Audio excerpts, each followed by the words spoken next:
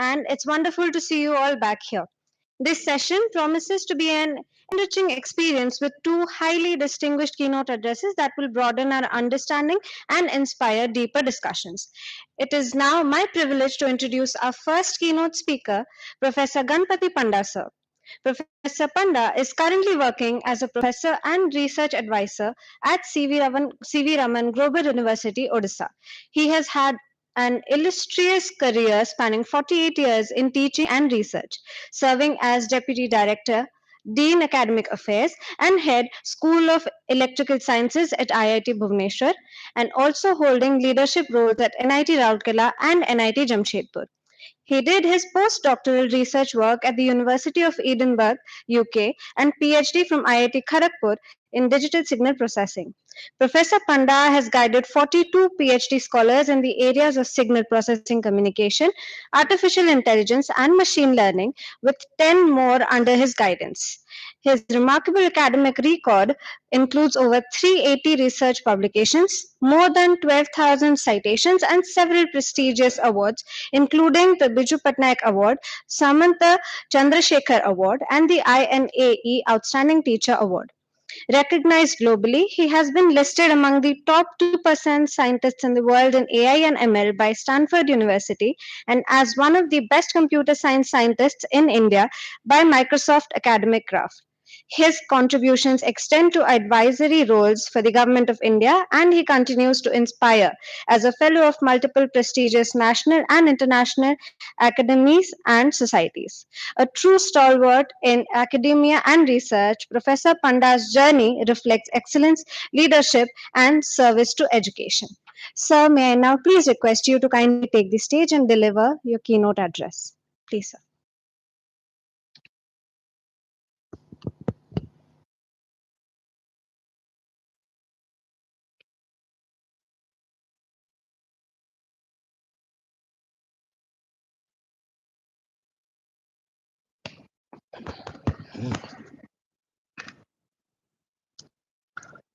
Okay. So you'll have to change the slide.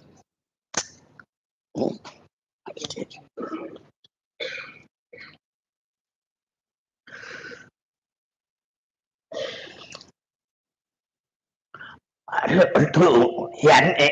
Last row. Okay. Should we start? Yes. I will not teach like other speakers. They see slides and they speak. I'll try to tell like a teacher. Is it okay? Yes. This is everybody talks on this area. Very, very important area.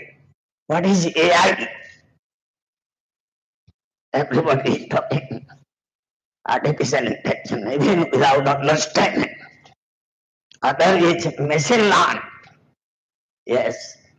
And these are being applied, these techniques and algorithms are being applied to various fields. Can you tell which fields?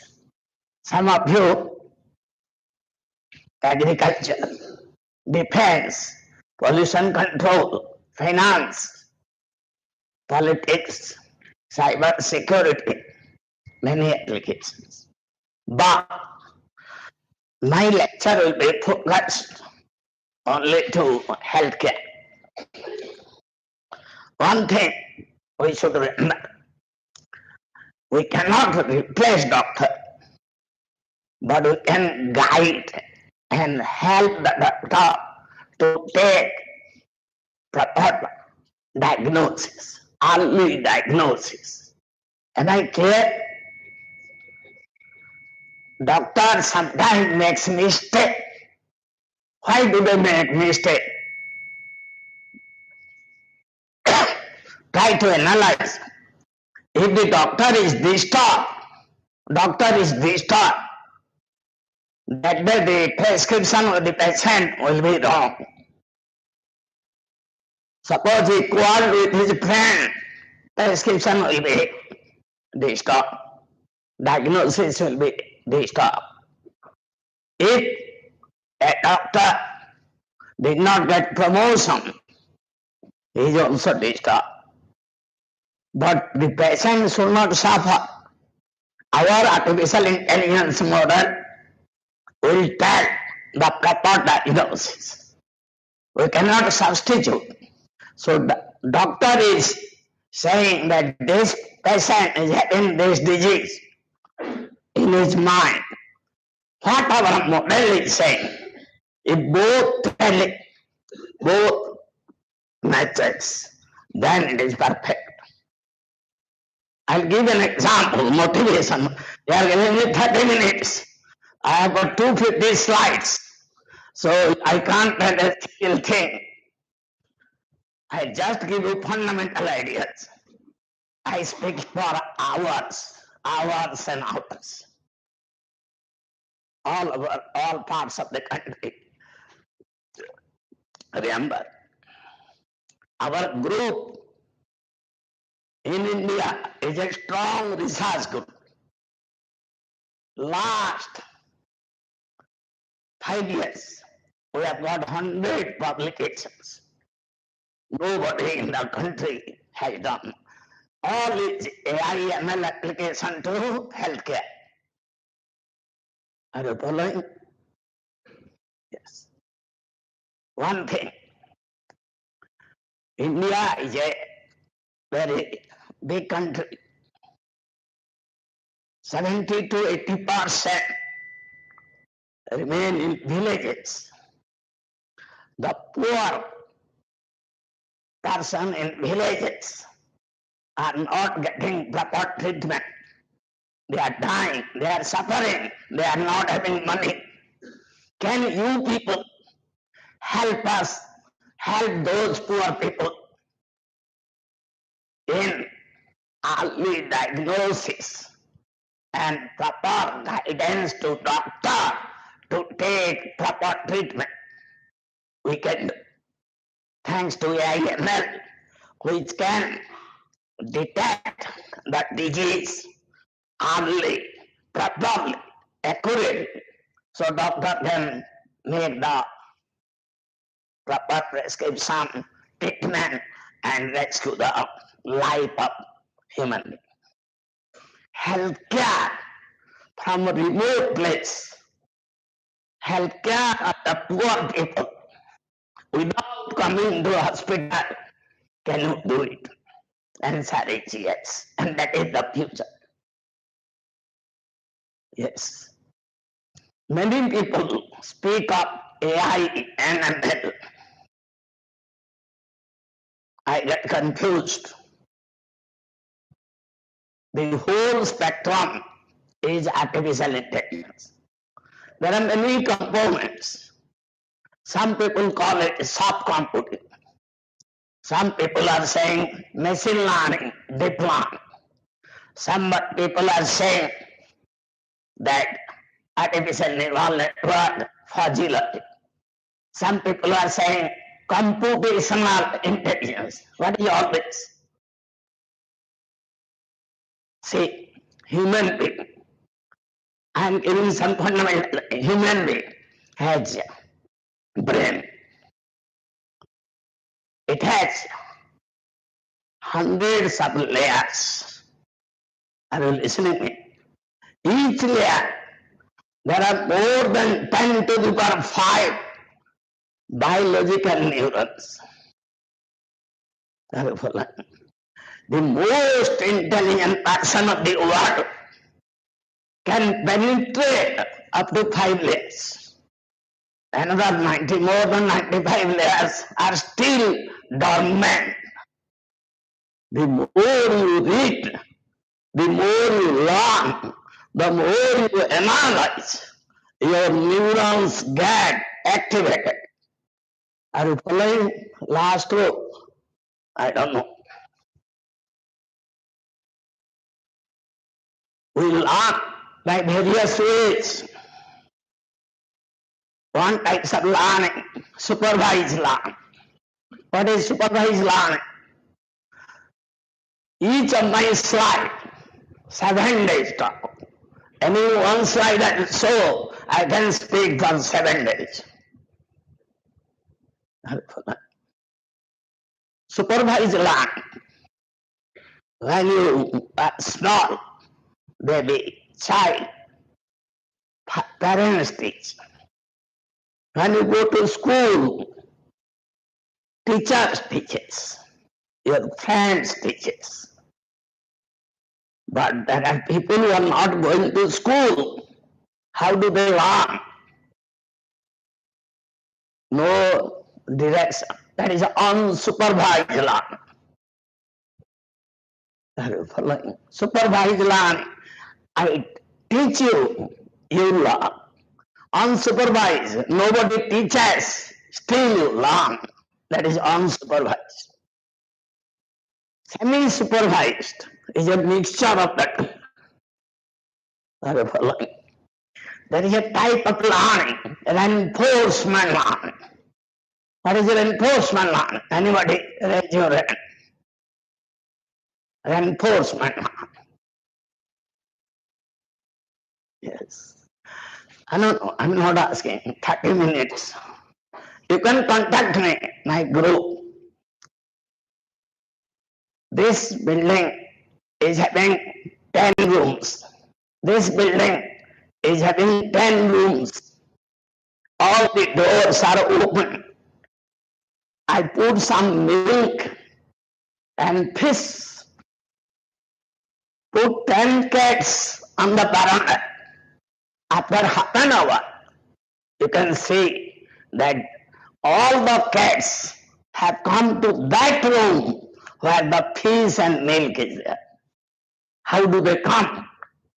That approach is reinforcement. Very interesting. Today, federated learning has come. Yes, you want to ask something? What's he saying? Federated. Anybody knows federated learning? Today, all the data, all the information has to come to a central place. Are you following? Then the computer with artificial intelligence will analyze. But in most of the practical cases, data is not developed in one place. I'll give an example. Banks. There are 5,000 banks in India. Every bank makes some money transaction, some banking operation. All the information goes to Bombay, and in Bombay it is analyzed. Healthcare. There are 2,000 hospitals in Odisha. In any of the hospital, patients are less. But the data of all the patients come to a central place, and then you analyze. What is the difficulty? Data transmission, data storage, and high-speed computer to analyze. These can be, and delay. To alleviate this problem, federated learning has come. Your data need not be sent to a central place. Data has to be analyzed in the respective place. Data transmission is the worst thing. Takes time, memory, delay, processing power is high. To alleviate this issue, with less number of data, like in bank or in hospital, you make a solution. Instead of data transmission, the solution is transmitted. Are you following? After one or two rounds of solution transmission, you get the global solution without transmission of data. This learning is computing. Federated learning is the future. There are two types, incremental learning and diffusion learning. Anyway,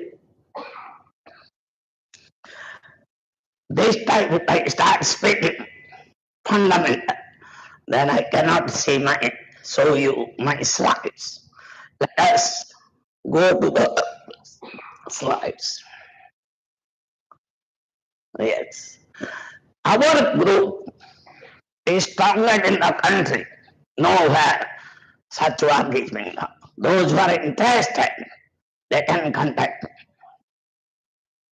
Last 5 years, our group has published more than 70 research papers in this topic. 10 diseases. We are still working in more diseases. Are you following? Three things: early detection, accurate detection, and fast detection. Early detection, accurate detection, and fast detection is the objective. The second part, if you found that this particular model can detect any of these diseases, then you can build it. You young people, you work with me, you can make a product, you can make your startup company and being a growth.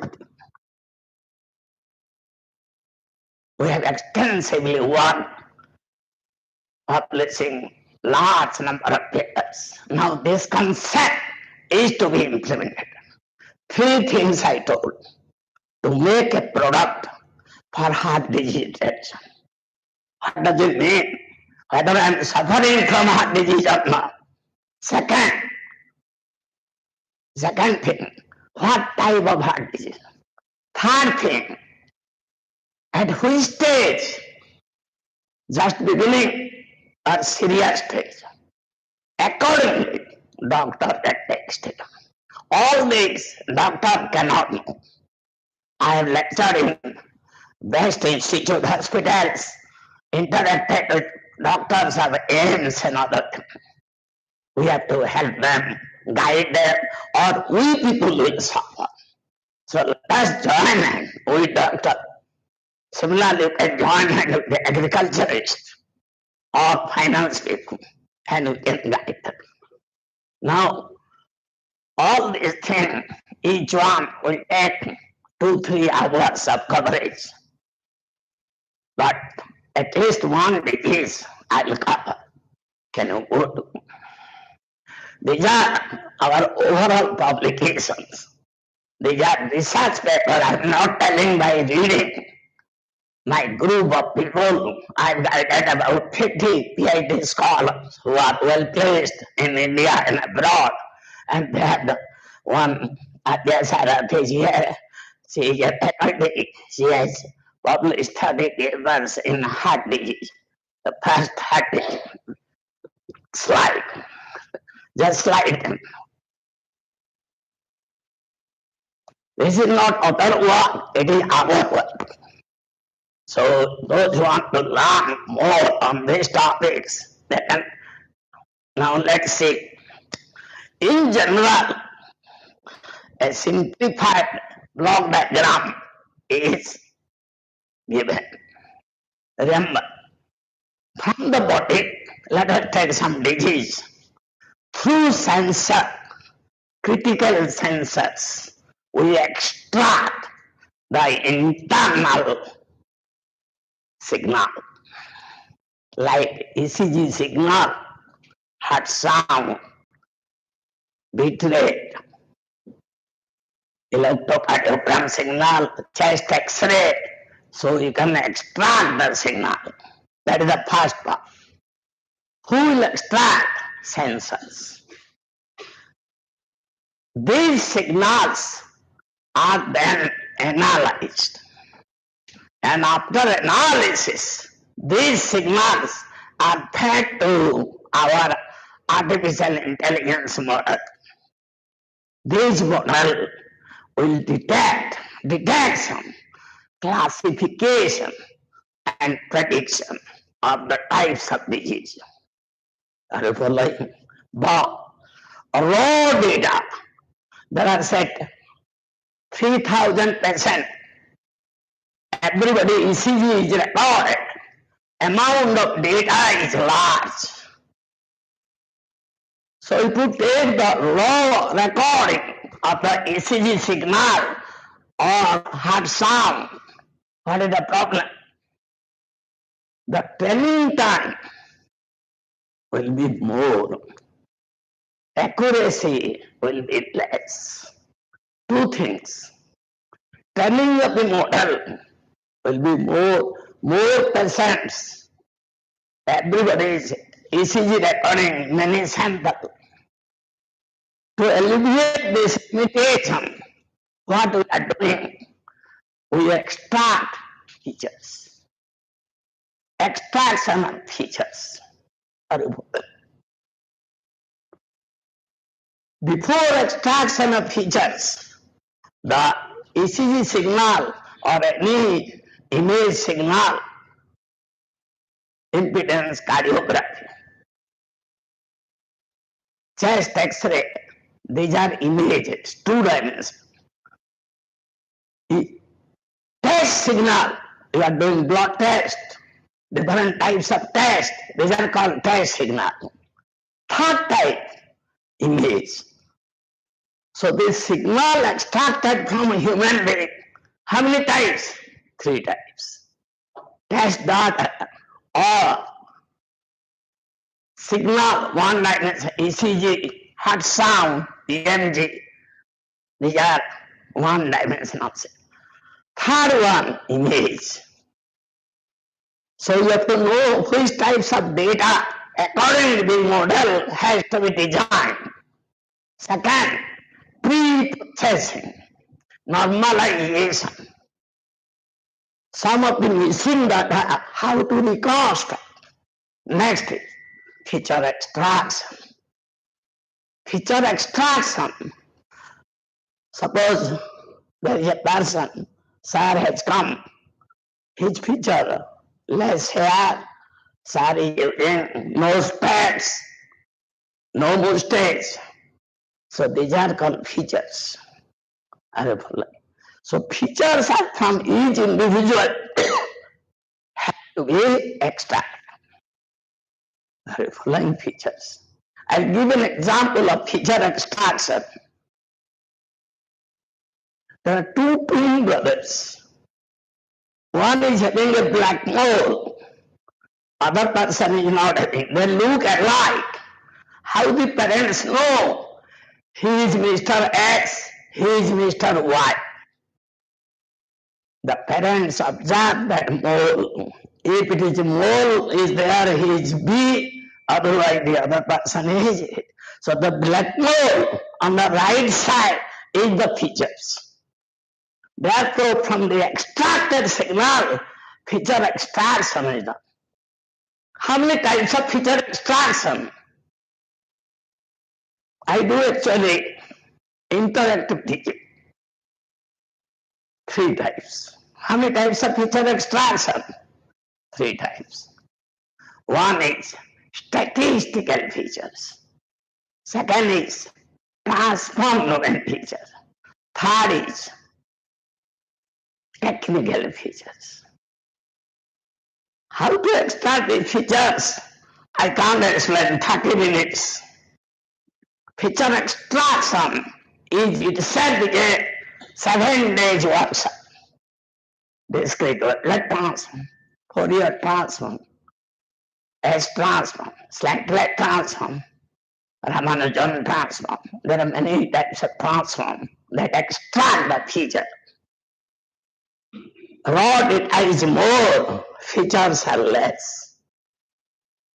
But when the amount of feature, statistical feature, technical feature, transformative feature, amount of feature will be more.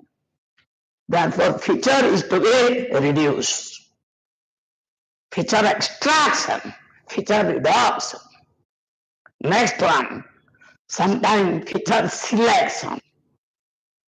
This itself is a research in every subject of AIML. Feature selection, feature extraction, and feature reduction. Are you following this? Therefore, this time is over. 5 minutes. I have not started my slides. I told you why I am called.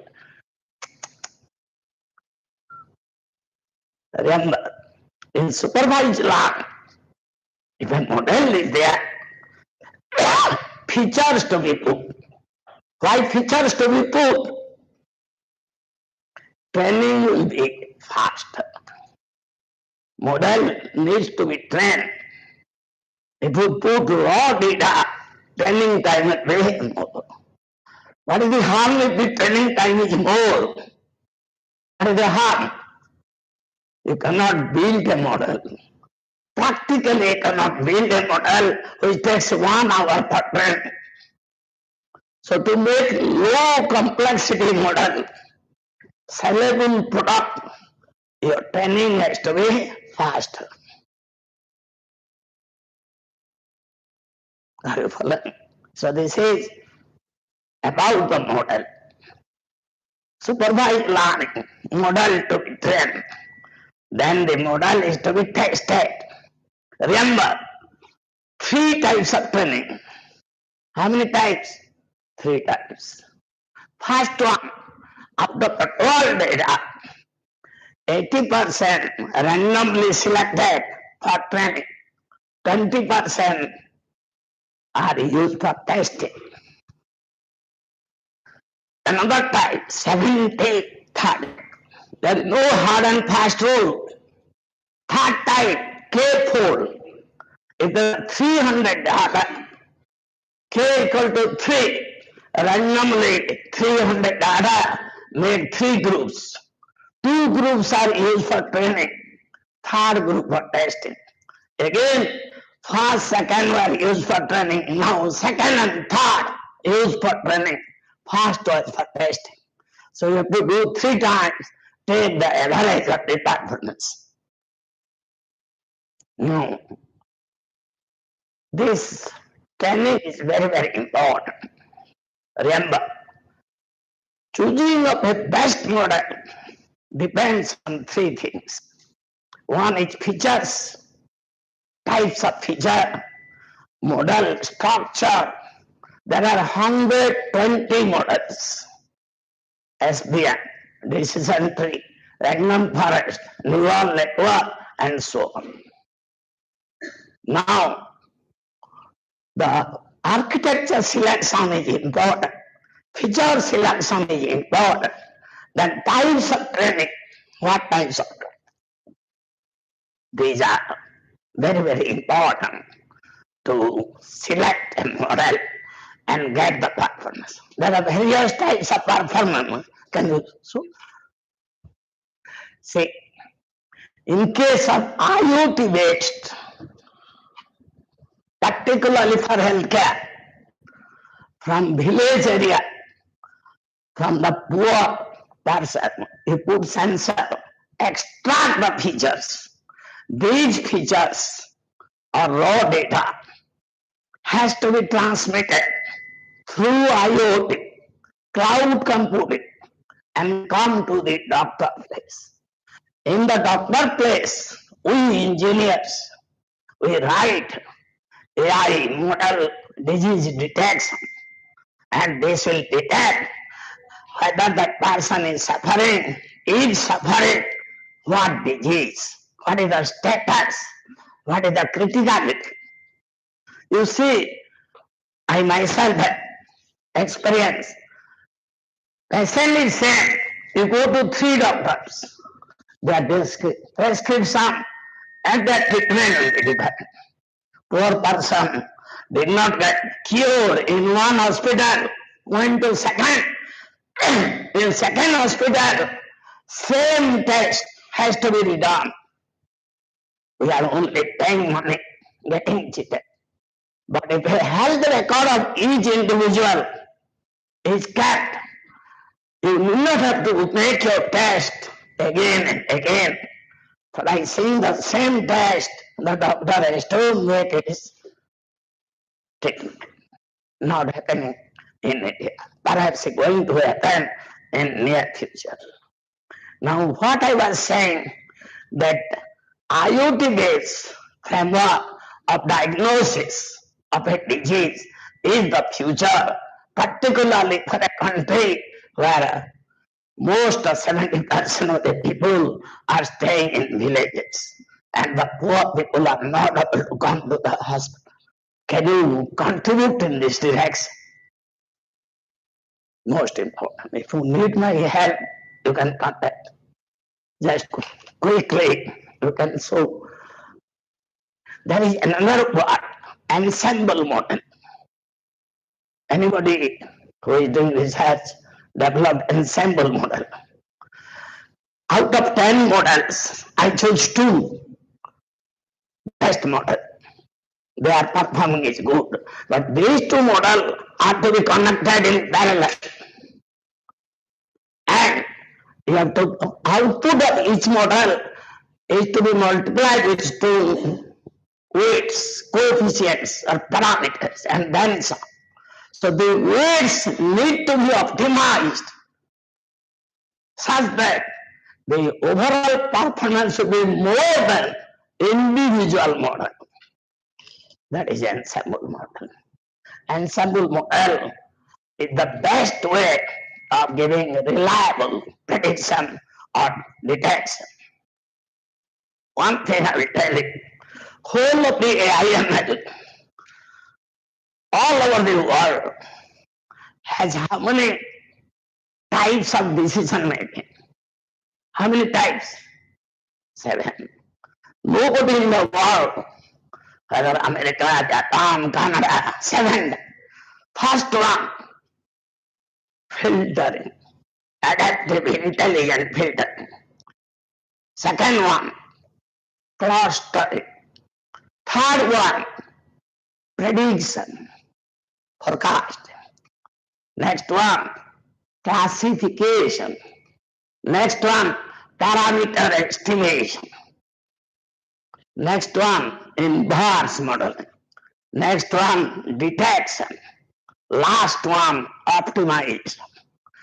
All the data science, data analysis, AI application is limited to this 8. Whatever we are reading and learning, in whatever field we are researching, 8. 1 or 2.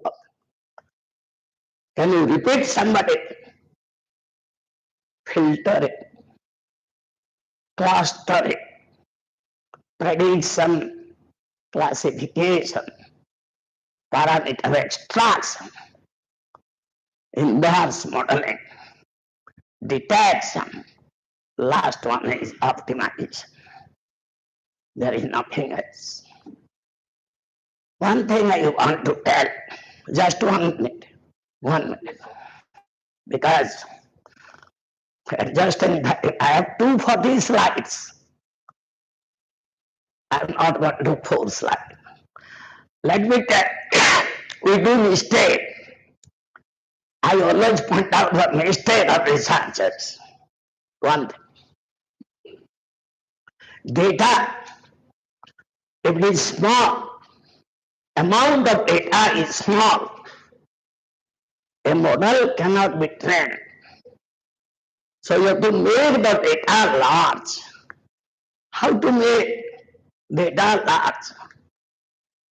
Generative AI. You have 10 faces, you have to recognize, you have to make a model which recognize a face. You have to artificially generate 10,000, 5,000 faces and train them. That is generative AI. Secondly, data is balanced. 100%, 50% are heart disease, 50 are normal. These are balanced data.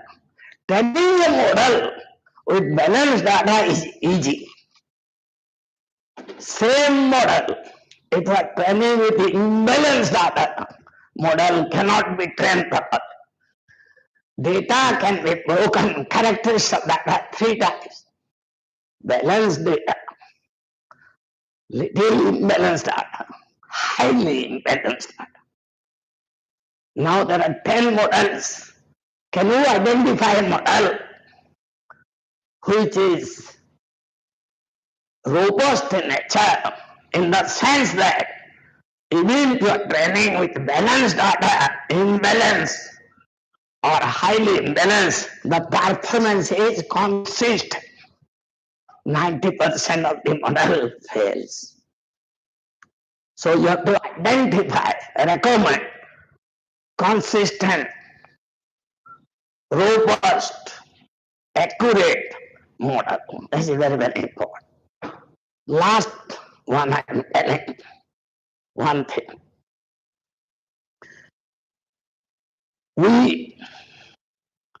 There are 4 models. Last one. Yes, one second. Yes, 1 second. See, there are 10 students, 5 subjects, 10 students, 5 subjects. Everybody has their mark. How to know who is the best student, who is fast? How to find out? We add all the mark and take the average mark. Calculate the average mark of each student and we say this is first, second, third is wrong. Therefore, you have to do ranking. If there are 5 models and each model have 4 performance indices, how to do ranking? Therefore, there are ranking methods.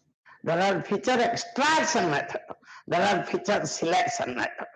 All these, if you don't know, write, do research, write research papers get rejected. We send paper, 99% of the paper is accepted.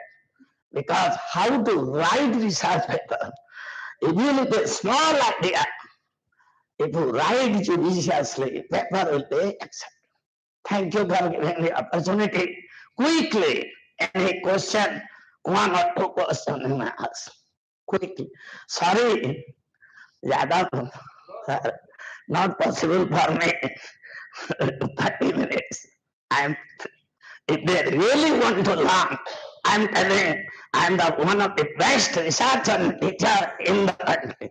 But to learn the thing, you have to have patience, perseverance, and interest. No matter he is intelligent, he is doctor. For me, everybody is intelligent. Any quick question? Any quick question? No question. In IT, I say, if no question, either everybody followed what I said or nobody followed anything. Thank you.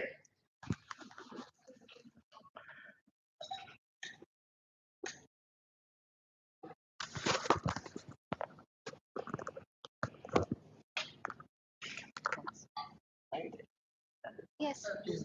Okay. Old man, 70, 80 years. But every day, every day online, all over the country.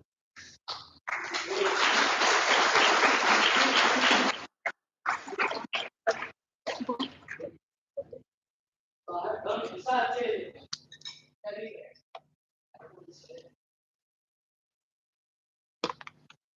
Thank you so much, sir. Thank you so much for your valuable perspectives and insights.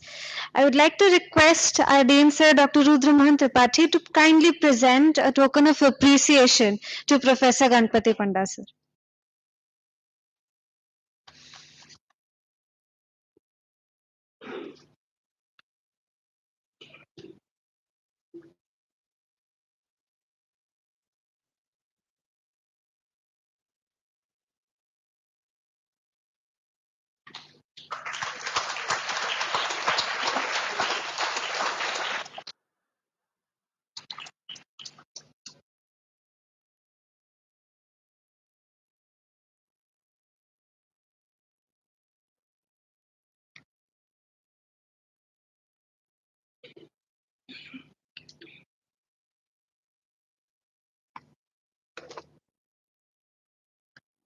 And I'll call.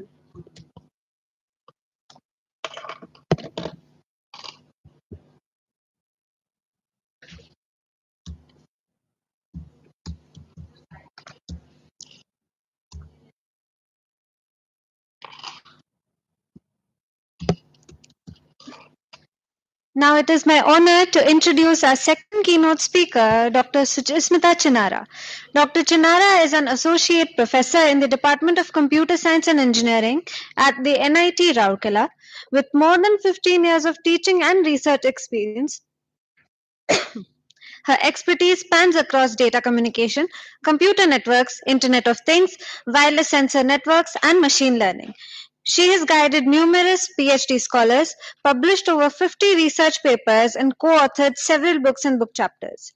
Dr. Chinara has chaired and presented at multiple international conferences across Singapore, Kuala Lumpur, Abu Dhabi, Hyderabad, and Ahmedabad, with her papers winning Best Paper awards at several venues. She has also served as an adjunct faculty at San Diego State University, USA, and has presented her work across the USA, Singapore, Indonesia, Malaysia, Thailand, and UAE. With her outstanding contributions, professional awards, and leadership in organizing conferences, workshops, and skill development programs, Dr. Chinara has established herself as a leading researcher and academician in her field. Ma'am, may I now request you to please kindly take the stage and deliver your keynote address? Please, ma'am.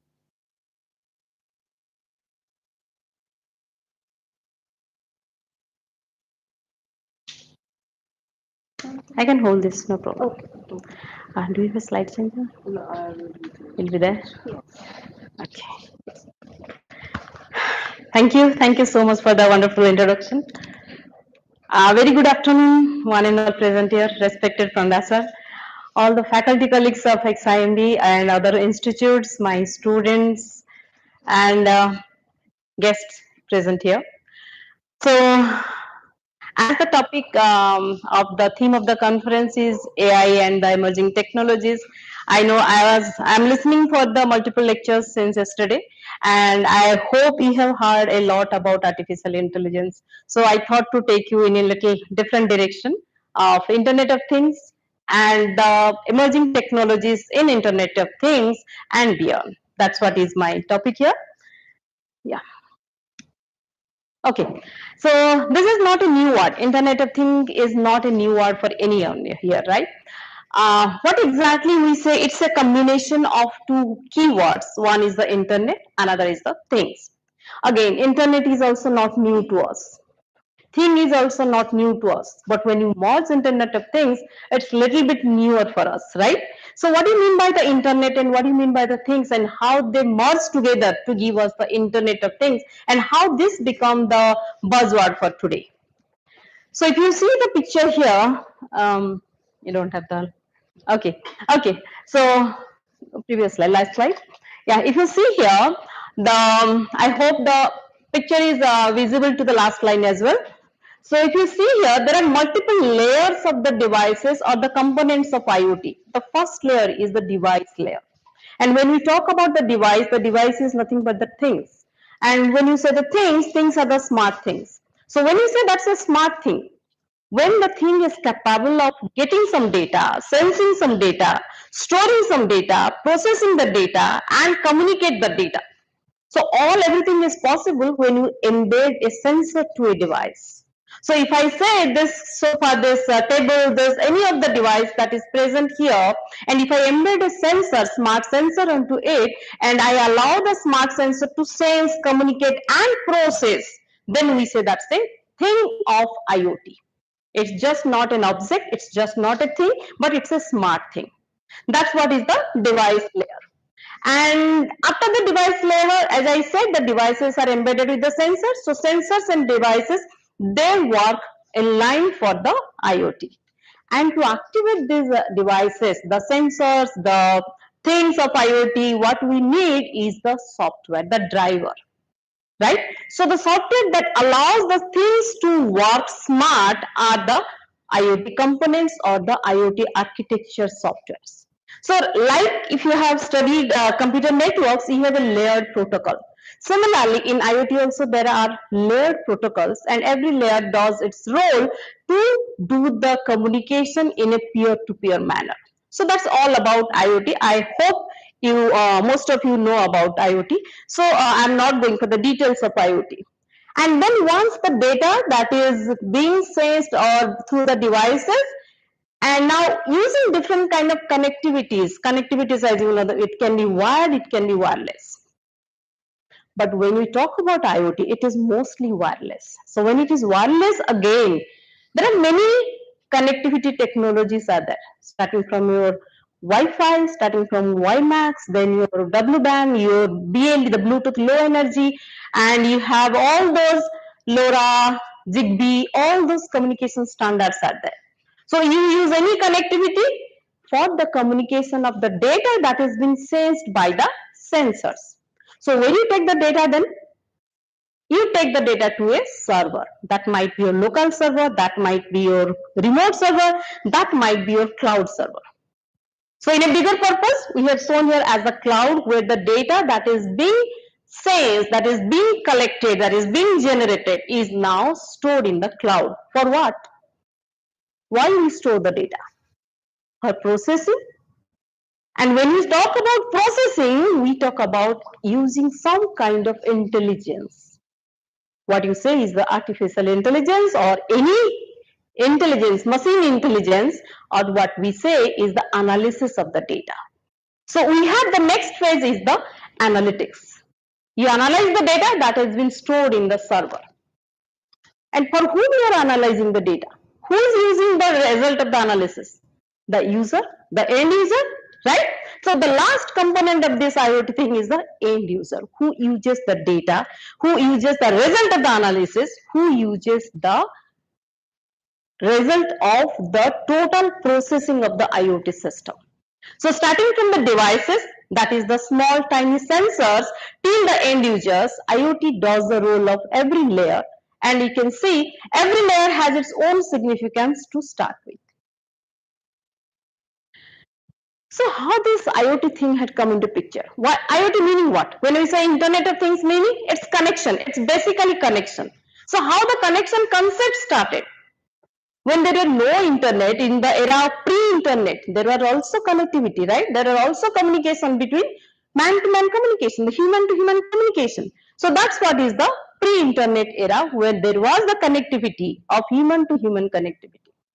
And then we had the internet.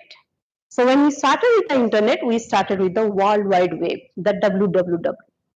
So when the WWW came, the evolution started with the internet. We started sending the mails. We started with some of the entertainment components in the internet. That was the beginning of the internet.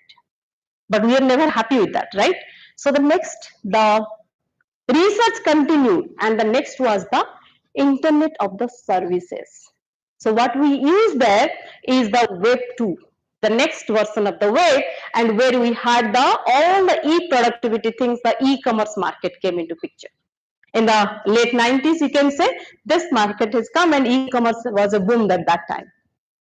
And then started with the social media, the internet of the people. People started connecting with each other.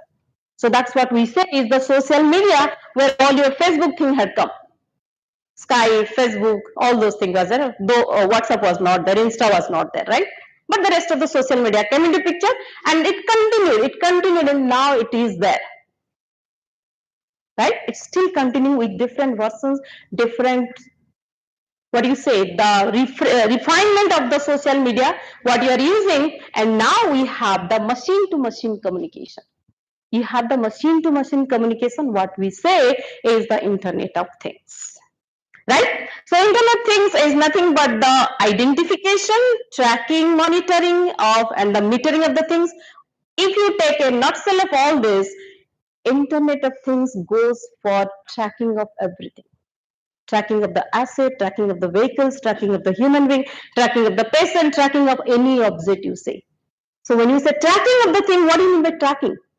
You go for taking track of where the position of the object is, where it is moving, whether it's static, it's dynamic, What it is doing, you take the position of the object, you take the whole processing of the data of the object, and that's what we say is the tracking of the object.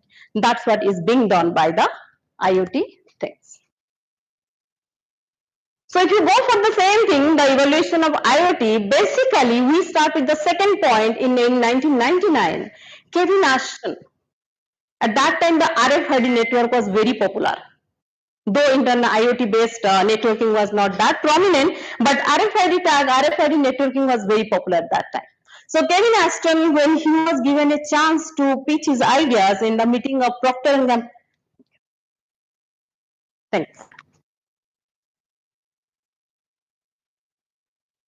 Um,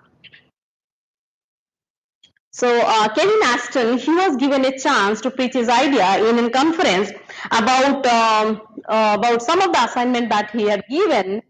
He was not prepared with the assignment like many of us.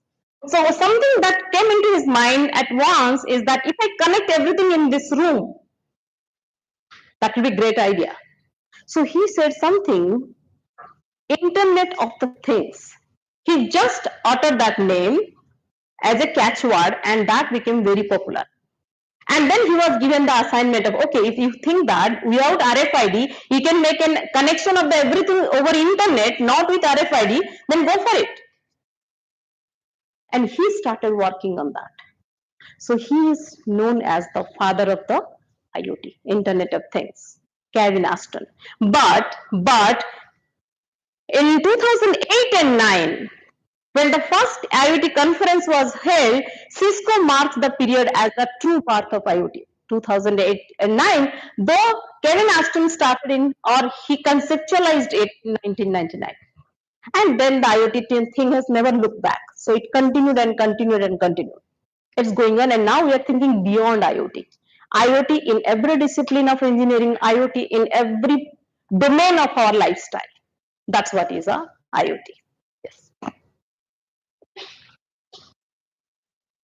Yes. So now, when the IoT has started, what's next? Where we are going next? What is the future of IoT then? If you see, these are the future of the IoT. First is the connecting the technologies. Then is the, yeah, please go on clicking, embedded systems. Then you have the cloud. Then you have cyber security of IoT. Then you have the big data and analytics of IoT. Then artificial intelligence of things. So you are combining IoT with AI, that is AIoT. And then you have the S that we'll go through for more details. Then the basic foundation, the building block of IoT is the wireless sensor network. That is the, and then you have the web of the things, and finally you have the high performance computing of IoT. What we say is the HPC IoT. So now the emerging technologies of IoT, of the future IoT, has all these domains of research. You can move in any direction related to IoT, and you see how the research is going on in that direction, right? Yeah, next. So the first one is the connecting the technologies. If you remember yesterday's keynote talk by Professor Datta, he was saying connecting the unconnected. That's the big buzzword now. Though we are talking about we are in the era of internet, we can connect everything into the internet, but you'll see 50% of the world is still remaining unconnected. So how you connect them? That's what is a major challenge. So connecting technology, there are several technologies existing for connecting the things. But still then it's the current research, the connecting the technologies. And what it says, this mostly enables the communication between the devices, the sensors, and the cloud platform. Cloud platform is nothing but your storage server or the processing server. And to connect there's all these terminologies, all the the devices and sensors, you need some technology. So what are those connecting technologies are? Those are can be either the Wi-Fi, the Bluetooth, the cellular one, Zigbee, and most recently is the LoRa, the long range communication. Right? So these are all the different communication technologies, and you see the world is now getting connected in either of any of these connecting technologies, right? And why we say this? Each of this technology, when I say whether you connect it with the Wi-Fi, you connect it with the cellular or the BLE Bluetooth low energy, they have the specific applications. Suppose you want to communicate for a long range distance and you have abundant bandwidth, you go for the cellular one, you go for the Wi-Fi connection. Who stops you? But if you don't have bandwidth, if you don't have enough battery power of a device to transmit, you cannot think of Wi-Fi connection, right? So you think for the low power transmission mode, communication technology. You go for the Bluetooth. You go for the Zigbee, right? So depending on the different applications or the domain where the application is working, you can choose any of these connecting technologies. So if you see here the connecting technology, if you go for the use cases of this connecting technology, there are many. I have just given a few of them. One is the wearable health monitoring, as Professor Panda just before me, he was talking about IoT in healthcare domain. Everyone has having that EHR, the electronic health record, which never changes by any doctor. That remains fixed. You go to any doctor, any physician, they'll have the same record, right? So e-health record, what we say. Or you have a smart city traffic management. Connecting to static devices is big challenge, and now people are working on connecting to mobile devices. And that too, they are moving with a very high speed, but they are still remaining connected on fly. That's what is the connecting technologies, challenges, and the applications. And we have also the industrial equipment monitoring. That means starting from the tiny body area network sensor, the tiny sensors, till the industrial application sensors. They are connected in a body area network. Body area network meaning the area of transmission is very small. It is connected there. And when it is working with an industrial area also, still it is connected. So the connecting technology spans from the body area network till the industrial applications. That's what is the connection technologies. Next one. Now, to connect the devices, we say that the devices should be tiny one. Let's say you talk about a sensor. I want to measure my body parameter. Can I use an industrial sensor big size? No, right? Now I want to measure some temperature of a, let's say, what you say, any industrial area. Can I use the body temperature sensor there? No. That means depending on the application, the size, the material, the quality of the devices change. If I'm using a body area sensor, definitely the material is small, the size, the material is different, the size is small, and the weight is very light. If I'm using for a temperature sensor for industrial area, that will definitely large in size. The material will be different. Everything will be different, right? And when you take that, what you do, you embed different components, meaning there will be an electrode that will sense the temperature. There will be a memory which will capture the data, store the data for a while. There will be a battery who will operate the sensors. So everything is embedded into one chip. Sorry, or everything is embedded into one component. And how that embedding takes place is the embedded systems. It's a big, large research area. So when the IoT thing came into picture, like the microcontrollers, if you have used the IoT labs and all, you must have studied about the microcontrollers, the Arduinos, the Raspberry Pi, the ESP, everything. What they do? They connect the sensors, they get the data, they process it for a while, and they communicate. So everything is done on the one chip. And that's what is the basic of your embedded system. So if you go for the use cases of the embedded system, you will see that. Yeah, please, next one. The embedded system, you have something like this. You have different components. Please click. The starting from the automotive embedded system, may it be in a flight, may it be a ship, may it be a tiny your what do you say EV scooter, or it can be your next one is the any of the smart appliances, wherever you see your microwave, your fridge, refrigerator, your TV, anything you see in house, there is a chip associated with it, right? That's it is an embedded. When you say it's a smart refrigerator, it's a smart microwave, it's a smart TV, how you say that is smart? Even our time also we had the TVs, but we didn't say that is a smart one. So how this became smarter? Because component that has been embedded into the same size of TV, rather you can say smaller size of TV with more features. So that is the beauty of the embedded system.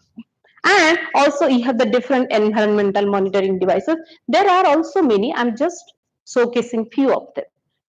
So that means along with your communication technology, your embedded system is also one of the major component where the research going on. And they are the emerging technologies also. Next. Yesterday, I think you have all heard about Professor Mahapatra's lecture, right? Cyber security. So I'm not going for the details of it. So we saw how good cyber security is and how bad the cyber security. There are pain points. There are also the good points about cyber security, right? So it's good for both of them. If we enjoy the facilities, we have to also be careful for the cyber security. So IoT cyber security is also equally important. That's what it says. Yeah, next. So if you go for the IoT cybersecurity, you have all this intrusion detection system, the industrial control system, and the network segmentation. These are the different components in the cybersecurity area where you think for the encryption, decryption, how firewall, everything is being there so that your data remains protected. Now, artificial intelligence, when we are talking about artificial intelligence or what you say machine learning, deep learning, everything, there is also called a federated learning. Why the federated learning has come? Because instead of sending the data for training, you send the metadata. You don't send the actual data for training, right? That means your data remains preserved. So privacy and preserving is the most important when you talk about the cyber security thing. That's what is the IoT cyber security is there. Yeah, it's done. We'll go for the next one. Now, what we studied is the data has been sensed, some microcontroller embedded system has been done, you are considering the security part also, but where the data is going? Who is taking the data? Now we are considering at this era, at least trillions of IoT devices are existing, right? And if trillions of IoT devices are existing, they are generating the data. So where the data is going then? If you even consider the health data, imagine the human population and everyone has their health data, where the data is going, where it is being stored. Now cloud is the only option. But again, it's not that easy, right? So people, when cloud concept came into existence, everyone are very happy. We have enough space, enough storage. Get the data stored in the cloud. But when the real time came into picture, when you talk about the real time data, sending the data to the cloud, getting it processed in the cloud, getting back the result from the cloud will never give you the real-time data because of the latency. The latency in sending the data to the cloud, the latency in processing the data in the cloud, latency in getting back the data to the end user takes a lot of time. So what we had then? Fog. We had then edge. That means we have multiple layers, one layer close to the device, one layer close to the cloud.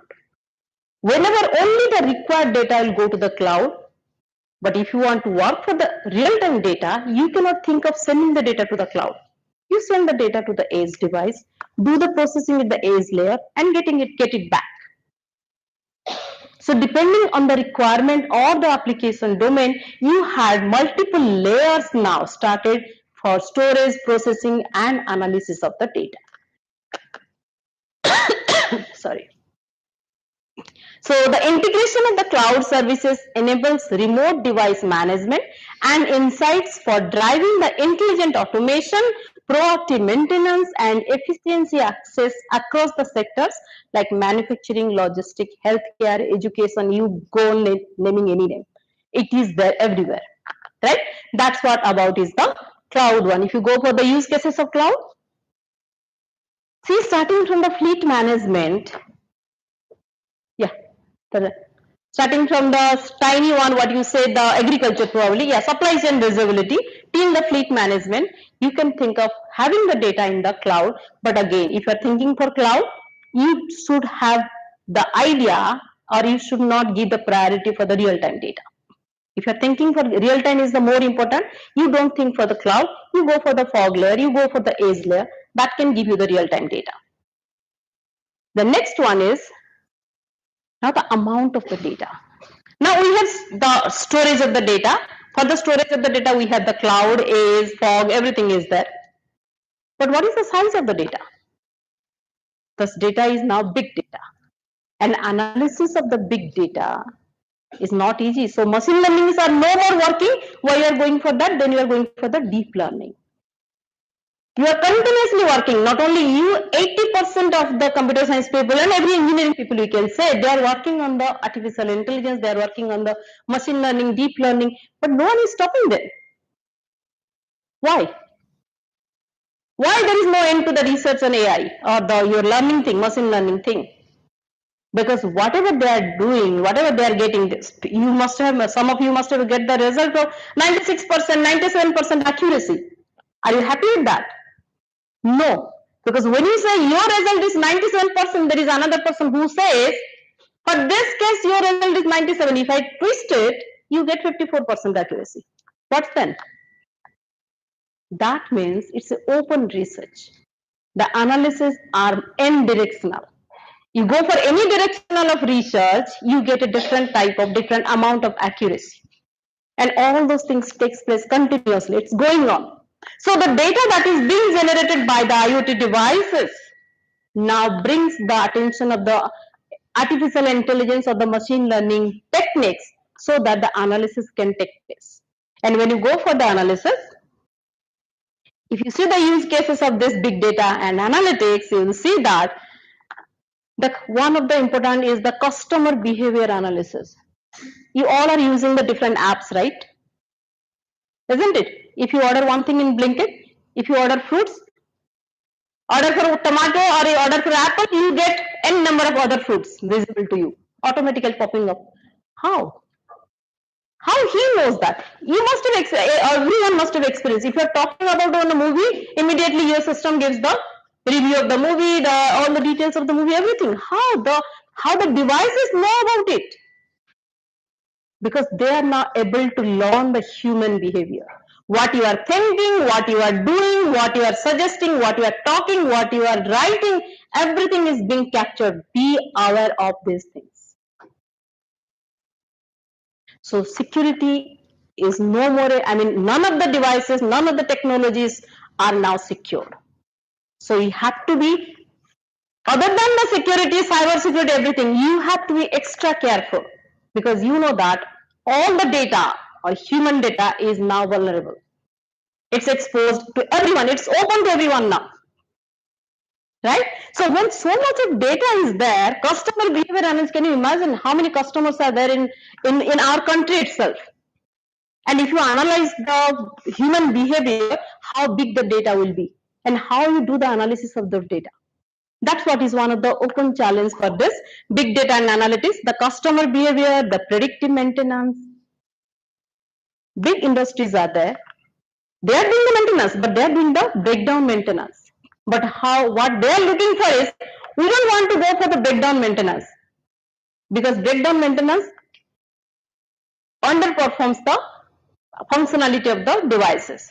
So what they want is predictive maintenance. What is predictive maintenance? They want to predict whether the device or this, what you say, the component will work for next some years or not. Or what we say, the remaining useful life of a device, RUL. So you find out what is the RUL? What is the RUL of human beings? For how long will it be useful? Can you find out? No. But we are not trying to find out how useful is a device for the next some years. The remaining useful lifetime of a device. So that's what is the predictive maintenance. And then energy usage optimization. How much energy is there? How much energy is required? How much energy someone will consume? Everything is predicted now. Everything is predicted. People have started predicting everything. The basic concept of human, like we say, Do not judge anyone, right? Please do not judge anyone. But what we are doing, we are judging everything. That's what we are doing. So that's what AI has taught us. So big data and analytics it is. Next. And then combine the AI and the IoT. What we say is the artificial intelligence of the things. Every single device is now intelligent. Now when they're intelligent, use their intelligence. When you are saying this is a smart, meaning it has some intelligence, right? Then you say it's a smart one. If I say boy is smart, a girl is smart, meaning he or she is able to use his or her intelligence. If someone is using the intelligence, then we are saying smart. And when you say it's a smart TV, it's a smart car, smart refrigerator, smart microwave, everything, that means it has the intelligence. And till now we are thinking that this is an embedded device, it is doing only whatever we press it, it does the work. No, it is using its own brain. It is using the intelligence for which it has been programmed, it has been learned, it has been trained, right?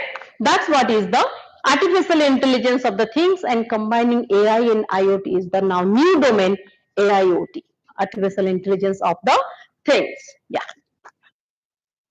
So here you say smart home, smart city, they are just not the IoT things. They are now the IoT plus the artificial intelligence. So that is how the whole city is now smarter. The whole house is now smarter. This room is smart. How is it this room is smart? Right? So that means some intelligence is being used here. That's what is the smart room. So AI powered drones, smart manufacturing, everything, they are the combination of the artificial intelligence and the IoT things. Sir, how much time I am left with? 10 minutes? Okay, I'll be done. Yeah, next. So these are the, and then as I said, there is one layer in the, between the IoT devices and the cloud is the edge layer. Edge layer is close to the IoT layer or the device layer. The reason behind people when started using the cloud, sending the data to the cloud is requires a lot of latency. So they wanted something close by the device layer, and that's what is your edge layer. So whatever data or whatever things the cloud was doing, now edge layer is doing most of that. The processing of the data, analysis of the data, storage of the data, everything is done by the edge layer. That's why edge is very important now in keeping in the mind of the real-time systems. So edge combined with IoT tells the edge IoT. If you go for the use cases of the edge IoT, you see all these things, the smart surveillance system. Smart surveillance is always real time, right? All of you agree to this. Surveillance meaning it has to be real time. Now, if you want to have this real time, can you send the videos or the picture that is captured to cloud and process and then send you back? You cannot even, right? So you need to have the edge device, which will be close to the camera. The layer that will process the pictures or the images immediately it is once it is captured. That's why they are the edge layer devices. And then the industrial robotics, all these things you can say they are the real-time applications. They are the edge IoT things. Yeah, this is the edge IoT as I said. And then you have the basic building blocks of your IoT, the sensor network, wireless sensor networks. Anything you see now, whoever is generating the data in the world is only the sensors. The data that is being generated, either the human sensors or the non-human sensors, but sensors are the devices who are generating the data. So that's what is a major component that's called the wireless sensor networks. And to have this, next, to have this wireless sensor networks, you think of any application domain. May it be a forest fire, may it be the war field, may it be any disaster management, anywhere. How you know that? Deploy the sensors. Agriculture, deploy the sensors. Forest fire, deploy the sensors. Rescue operation, deploy the sensors. Deploy the sensors, get the data, start working on that. That's what is the wireless sensor network. Now, when you deploy the devices, meaning they are deployed and they are connected. So again, you are using the same kind of connectivity. And the devices meaning the sensors. Sensors are the low power devices.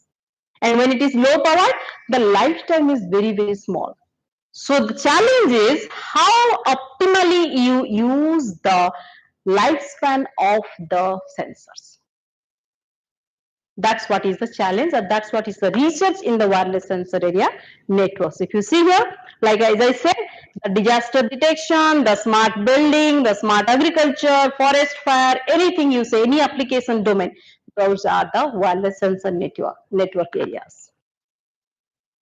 And then you have web of things, you know, everyone, you are using those things, right? The HTTP, JSON, all those things you are using now. These are the APIs, these are the application tools you are using so that you handle the core things. Core thing meaning the the end devices, or you use the end user applications, interfaces, or the even the cloud surfaces, right? So for everything you use the web of the things now. And if you see the use cases of these web of things, they are all the application areas, smart city, connected, because you are using the apps only. Are you doing anything other than the apps? Just count the number of apps you have installed in your smartphone. For every operation, you have an app. For everything, you have an app. Not one, there will be many, right? So everything is now based on the apps. And these apps gives you all the details of any application you want to use or you want to get privileged for that. That's what is the web of the things. Yes. And finally is the high performance computing IoT, the HPC IoT. High performance computing, as you know all, this integrates the advanced computing capability with the IoT to analyze the vast data set generated by the connected devices. Now you have the analytics for the big data, you have the storage for the big data, but you haven't thought of the processing of the big data. So which processor can work on the big data that is being generated? So now for processing the big data, you are thinking of the HPC, the high performance computing devices. And if you go for the use cases, you'll see for this high performance computing IoT, you have the climate modeling because climate data is huge. You cannot think of any server who will handle the climate data. Then manufacturing simulation, space exploration, they need the high performance computing devices. So data when it is generated, you need something for storage, go for the cloud, go for the fog, go for the edge. You need something to be analyzed, go for the deep learning, machine learning, distributed learning, predictive learning, and you also need the processor. You go for the high performance computing processor. So the data we are generating at the ground layer, the sensors, the IoT devices now calling for all these technologies, all these emerging technologies to work so that IoT will be enter into the human life in a very efficient way. Yeah. So when I talk about this edge computing, I'll just go for 1 or 2 slides for this edge computing. When you talk about this edge computing, this brings the data processing and analytics closer to the source. That's what I say. Yes. That's what is I say closer to the source. And it leads for the real-time decision. If you go for the real-time decision, go for the edge. It's never the cloud, right? And what are the deficits or the benefits if you are using a edge computing? The cost efficiency, the data filtering meaning all the data that is generated doesn't go to the cloud. It's filtered at the edge layer. If it can be done at the edge layer, do it at the edge layer. Why to send to the cloud? Only the data which is required to send to the cloud, filter it and then send to the cloud. So your latency is reduced. Then you have the security, enhanced security, and also you have the low latency and better performance. These are some of the benefits of using the edge computing, which allows you to go for the real-time application in the human life. But no, I think there is one more challenge was there. Okay, leave it. Yeah, next. So now IoT plus edge is, we say, the future. That's what is the future now. And if you see the IoT devices at the outer circle, it goes to the connecting technology, then it goes for the edge layer. In the edge layer, you have all the base stations, the routers, the gateways, the Wi-Fi points, everything are in the edge processing of the job before it goes to the core, the cloud, or the highest level of the processing. That's the cloud layer. So if we can say, yeah, next one. So you'll see here in the 2D picture, the device layer, the edge layer, then it goes to the cloud layer. But in between the edge and the cloud, the new layer that is come is the fog layer. Though it is not that much standardized, but it is there. So edge is the future of IoT. As I said, edge is the future of IoT. And this is done to reduce the latency. I think I have already told this, improve the efficiency and reduce the amount of data that needs to be networked because data filtering is done at the cloud layer, edge layer. So these are some of the use cases of edge computing and IoT, the smart homes, the industrial IoT, the autonomous vehicles, healthcare, retail, agriculture, smart cities, you can name any name here. So now IoT combined with edge is the new future of the human life. And when edge is combined with, yeah, these are some of the challenges. You can just skip this one. So the next one is when combined with artificial intelligence, called the edge intelligence. So the new era is now the edge intelligence. So you know the benefit of edge, you know the benefit of AI, merge them. Now the new domain of research is edge intelligence. Yeah.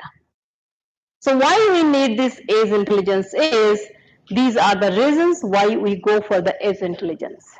Data is there, analyze the data with some intelligence, but the data size is huge. So the intelligence has to be also used in that scale. Go for machine learning, go for deep learning, go for any learning in the artificial intelligence domain to the edge layer to say it is in the edge intelligence area. So these are the upcoming or the emerging trends in the IoT and beyond.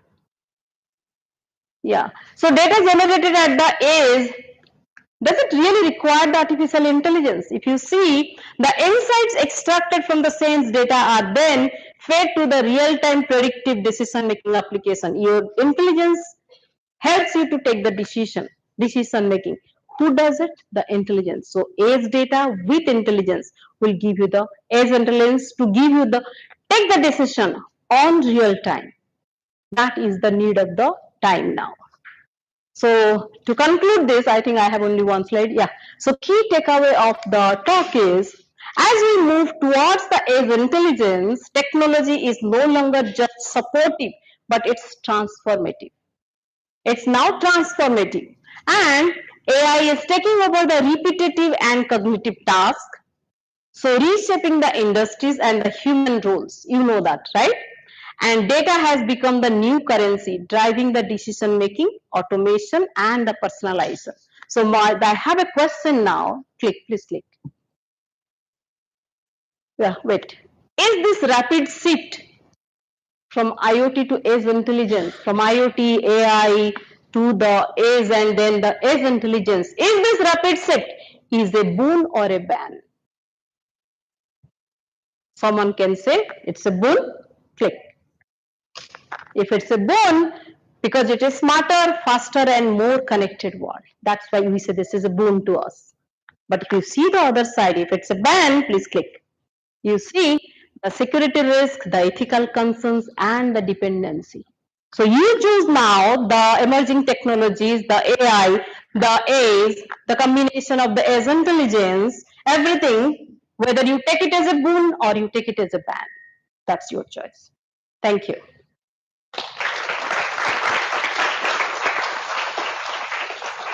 I'm now open for the questions, but I'm sure this is not the time that anyone will ask me the question. But anytime you can send me a mail. I'm always be there. Go for the United Routela website. My contacts are there. I'm open for any kind of discussion. Thank you.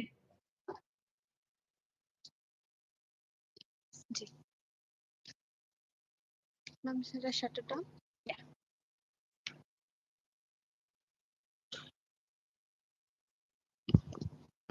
Thank you so much, ma'am, for your insightful keynote and for shedding light on the future of IoT and emerging technologies.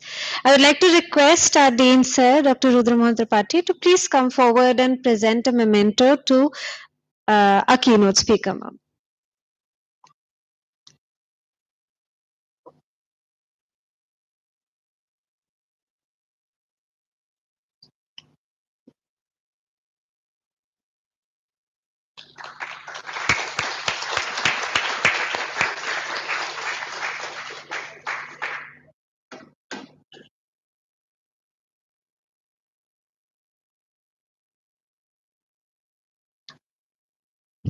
I would like to inform all the presenters, participants, the audience, everyone, that the technical sessions will now be conducted in the respective rooms, the discussion rooms and the seminar halls. Please join your respective presentation rooms.